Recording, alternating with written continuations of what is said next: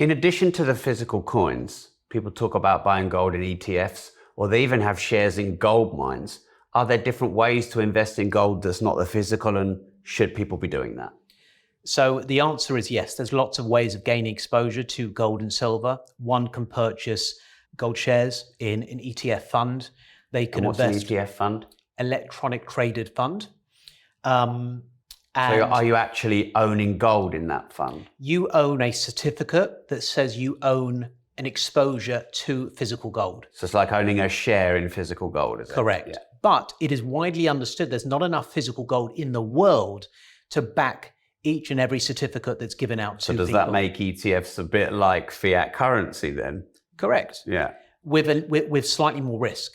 Right. Because where's the risk? The risk is that if more people decide to sell their certificate than there is physical gold to back it, then the value of that fund can drop to zero, despite the fact that it's supposed to be reflecting an asset class that is going up in value, right?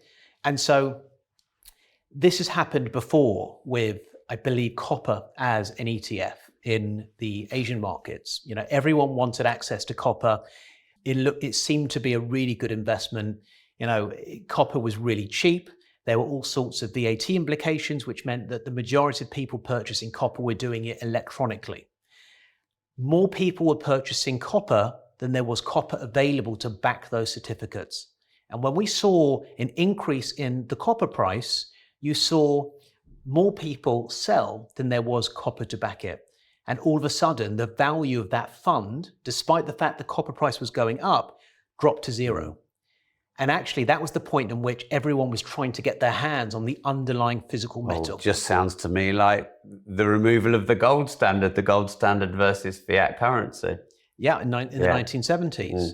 You know, look, everything has its probability. And I think these things are rare in nature, but then we've seen things that have been far rarer over the last few years. They're rare in a cycle. They're not rare in history. No, they're not rare in history. If we lived 500 years, we'd have seen that thing 50 times. Yeah. So they're actually not rare. And surely you use this phrase, counterparty risk. I like to call it decentralization, i.e., my physical gold, I own it.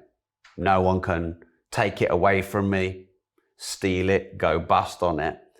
Surely with an ETF, you're getting some counterparty risk again.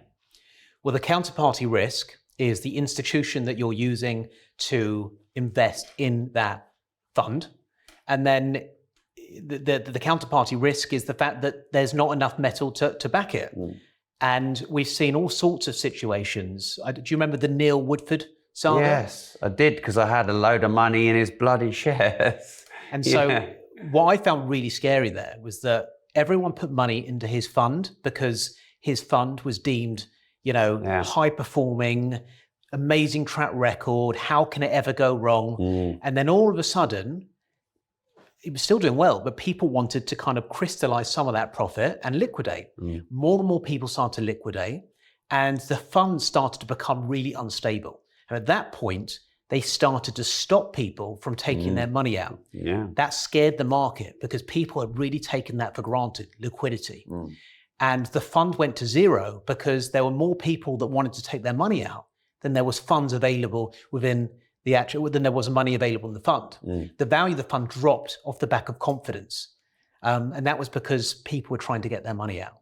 And so to answer your question, purchasing electronically may well be a cheaper alternative in the short term. And traders, I would say, probably do that. But I think there's a price that you're paying for that shortcut, and that's safety, security, and wealth preservation.